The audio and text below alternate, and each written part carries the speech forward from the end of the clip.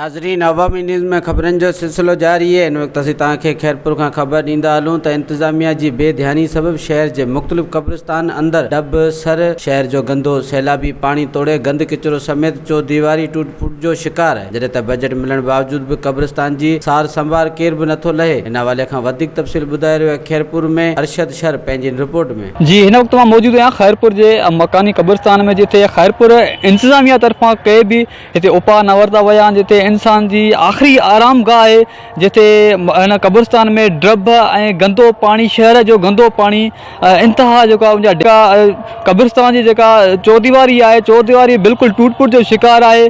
जिथे खैरपुर इंतज़ामिया जी बेध्यानी सबबु जेको आहे हिते इंतिहाई कंडीशन ख़राब थी वई आहे क़ब्रिस्तान में। जिथे हिन क़ब्रिस्तान में जेके फोत थी विया नंढा चाहे वॾा ऐं उनजा प्यारा जेका अचनि था, परस्तार जेका अचनि था पिया, उनखे पंहिंजूं क़बरूं जेको यादि नथियूं रहनि। क़बरूं जेका हुजूं इंतिहाई उनजी हालत जेका आहे ख़राब थी वई आहे।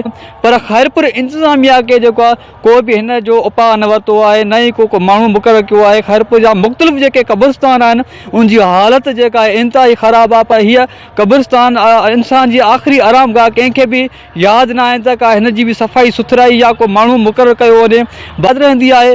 पर आख़िरी इंसान जो आरामगाह जेको आहे क़ब्रिस्तान जेको आहे, उन जा जेके इक़दामात जेके खैरपुर इंतज़ामिया जेका उहा बिल्कुलु विसारे वेठी आहे। वधीक ख़बरनि ऐं तफ़सील जे लाइ विज़िट कयो असांजी वेबसाइट awamiNewsHD.com ऐं ॾिसंदा रहो अवामी न्यूज़ HD।